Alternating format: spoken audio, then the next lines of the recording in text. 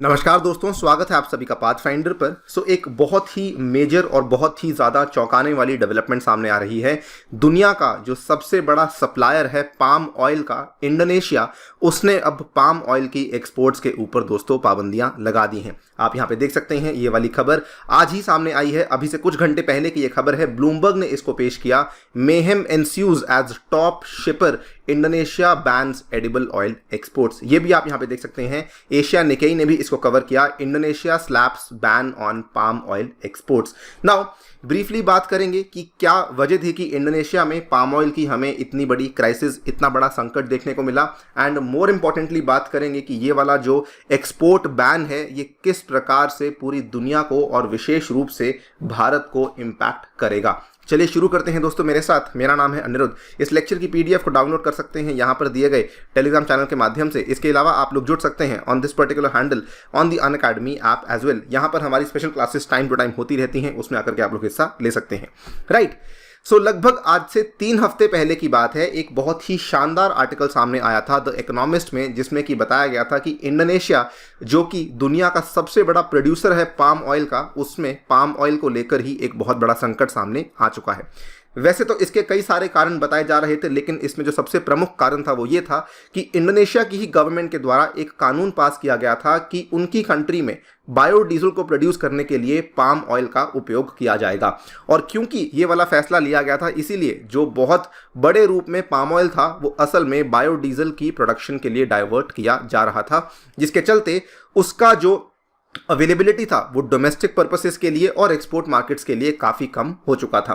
Now ये काफ़ी ironic बात है कि इंडोनेशिया जो है ये दुनिया का नंबर 1 प्रोड्यूसर था और ये दोस्तों दुनिया का नंबर 1 एक्सपोर्टर भी था कमोडिटी का एट नियरली 29 मिलियन टन्स। उसके बाद इसमें मलेशिया आता है जो कि बहुत पीछे आता है, लगभग 16 मिलियन टन्स के आसपास का जो एक्सपोर्ट है वो मलेशिया करता है। नाउ इतना बड़ा प्रोड्यूसर, इतना बड़ा एक्सपोर्टर होने के बावजूद इस तरह का संकट देखना अपने आप में एक बहुत ही ज्यादा चौंकाने वाली बात थी। आप यहां पे देखिए, it's rare for any country which is the largest producer and exporter of a product to experience domestic shortages of the same product, वो भी इस कदर कि इसकी जो गवर्नमेंट है इनको खुद को ही अपनी कंट्री के अंदर प्राइस कंट्रोल्स यहां पे लगाने पड़ चुके थे। गवर्नमेंट ने बल्कि यहां पर यह बोल दिया था कि अगर आपको पाम ऑयल बेचना है तो इससे ऊपर दाम में आप पाम ऑयल नहीं बेचेंगे। ऑब्वियसली इसका जो कॉन्सिक्वेंस था वो क्या था कि बहुत सारे लोग इसमें ब्लैक मार्केटिंग करने लगे, बहुत सारे लोग इसकी जो है होर्डिंग करने लगे और इसके चलते इंडोनेशिया में बहुत ज़्यादा करप्शन भी बढ़ चुकी थी। उसके बाद ये वाली खबर सामने आती है, इंडोनेशिया के एक बहुत ही ऊंचे स्तर के अधिकारी को यहाँ पे इंडोनेशिया की पुलिस के द्वारा गिरफ्तार किया गया। आप यहाँ पे देख सकते हैं, Indonesian prosecutors have charged a top trade ministry official और साथ ही में 3 पाम ऑयल एग्जीक्यूटिव्स, बिकॉज ये चारों के चारों जो लोग हैं ये असल में मिले हुए थे इस पूरी की पूरी घटना में, जिसमें कि इन्होंने पाम ऑयल की होर्डिंग और ब्लैक मार्केटिंग को प्रमोट करवाया था।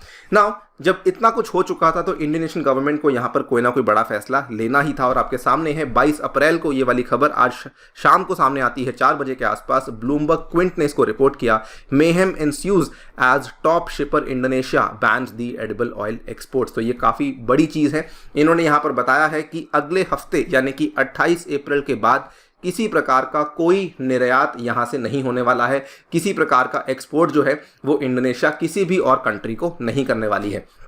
Indonesia, the world's biggest palm oil producer, will ban all exports of cooking oil and its raw materials amid a local shortage। इन्होंने बताया है कि ये वाली शिपमेंट जो है ये 28 अप्रैल के बाद यहाँ पे बंद कर दी जाएगी। ये पूरा का पूरा स्टेटमेंट इतना बड़ा स्टेटमेंट है, इतनी बड़ी बात है कि इंडोनेशिया के जो प्रेसिडेंट हैं मिस्टर जोको विडोडो, उनके द्वारा पर्सनली इस स्टेटमेंट को यहाँ पर जारी करवाया गया था। बल्कि उन्होंने यहाँ पर यह भी कहा, I will continue to watch and evaluate the implementation of this policy so that domestic supply of cooking oil is abundant and the price is also affordable. यानी कि ये काफ़ी क्लियर है कि इंडोनेशिया की इकोनॉमी काफ़ी हद तक निर्भर करती थी पाम ऑयल के ऊपर और उनके प्रेसिडेंट खुद सामने आए हैं। उन्होंने कहा है कि मैं खुद इसको देखूंगा, इसका आकलन करूंगा और ये भी इंश्योर करूंगा कि इस पॉलिसी की इंप्लीमेंटेशन अच्छे तरीके से हो रही है। नाउ इस पूरी की पूरी चीज़ के चलते मेहम भी शुरू हो चुका है। कैसे तबाही कैसे शुरू हो चुकी है देखिए, जैसे ही पाम ऑयल के एक्सपोर्ट्स के ऊपर बैन लगाया गया, इमीडिएटली जो पाम ऑयल के सबसे करीबी पाया जाने वाला एडिबल ऑयल होता है उसको सोयाबीन ऑयल कहा जाता है दोस्तों, इसके जो दाम है ये एकदम से बढ़ चुके हैं। आपके सामने है ये वाला चार्ट जो कि हम पेश कर रहे हैं। सोयाबीन ऑयल इज सोरिंग और उसके फ्यूचर्स का आप यहाँ पे दाम देख सकते हैं। ये 22 अप्रैल का ये वाला चार्ट आपके सामने है, सुबह 10 बजे के बाद, उसके बाद 12 बजे के बाद, और यहाँ पर आप देखिए एक सडन स्पाइक देखने को मिला है सोयाबीन ऑयल के दामों में, क्योंकि अब जो है लोग सोयाबीन ऑयल को खरीदने जाएंगे तो उसकी डिमांड ऑटोमेटिकली बढ़ जाएगी।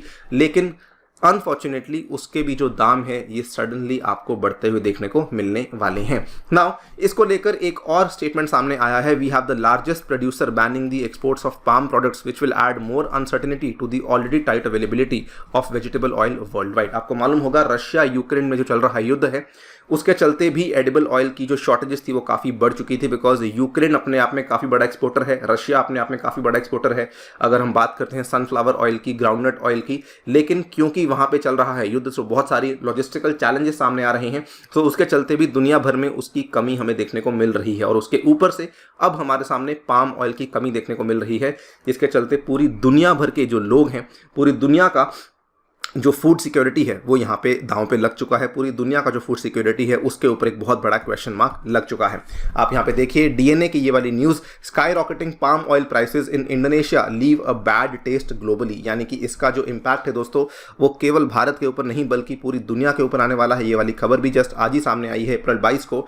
इसमें अगर आप देखें, मैं केवल आपको भारत का एक उदाहरण से समझाना चाहता हूं कि जो क्रूड पाम ऑयल है भारत कितना ज़्यादा मंगवाता था इंडोनेशिया से और मलेशिया से। आप देखिए 2020-21 का ये वाला डेटा है, 40.95 लाख टन्स का हमने इंपोर्ट किया है क्रूड ऑयल का, क्रूड पाम ऑयल का। 27.99 हमने मंगवाया है मलेशिया से। रिफाइंड पाम ऑयल की बात करें वो भी हमने मंगवाया है इंडोनेशिया मलेशिया से, एंड टोटल पाम ऑयल जो है हमने मंगवाया है वो 73.92 है और ये 1.32 है। और अभी हमारा जो इंपोर्ट है वो काफ़ी गिर चुका है, बिकॉज इंडोनेशिया के द्वारा ही पाबंदियां लगा दी गई थी और इसके दाम भी काफी ज्यादा बढ़ चुके थे।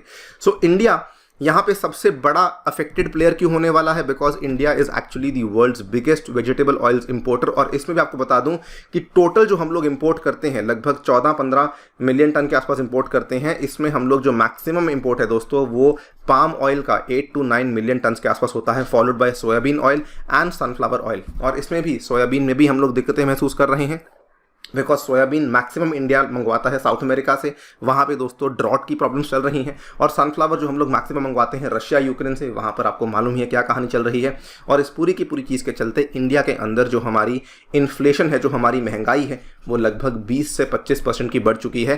केवल मैं ऑयल सेक्टर की बात कर रहा हूँ, खाद्य ऑयल की, एडिबल ऑयल की बात कर रहा हूँ। आपके सामने ये वाली खबर है कि इंडिया में जो हमारा CPI का इन्फ्लेशन है वो पिछले 1.5 सालों में सबसे ज़्यादा देखने को मिला है, एंड इसमें सबसे ज़्यादा जो इम्पैक्ट है वो एडिबल ऑयल की वजह से ही हमें देखने को मिल रहा है। आप यहाँ पे देखें इन्फ्लेशन डेटा फॉर मार्च 2022, इसमें अगर आप देखेंगे सो ऑयल्स और फैट का जो हमें बढ़त देखने को मिली है दोस्तों, this is approximately 18.8%, food index 7.7%, cereals 4.9%, meat and fish 9.6%, vegetables लगभग 11%, पल्सेस 2.6, क्लोथिंग फुटवेयर 9.4। लेकिन ये चीज़ जो है यहाँ पे स्टैंड आउट करती है कि इसमें हमने लगभग 19% का बढ़त देखने को मिला है केवल और केवल ऑयल्स और फैट के केस में। सो डेफिनेटली ये एक ऐसी चीज़ है जो कि हमारी इन्फ्लेशन की लड़ाई को बहुत ज़्यादा इम्पैक्ट कर रही है, एंड अब समय ही बताएगा कि आगे जाकर इसमें क्या होने वाला है, क्या क्या समाधान भारत सरकार यहाँ पे निकालने वाली है, सो दैट हम लोग भारत में फूड सिक्योरिटी को और इन्फ्लेशन को कंट्रोल में कर सकें।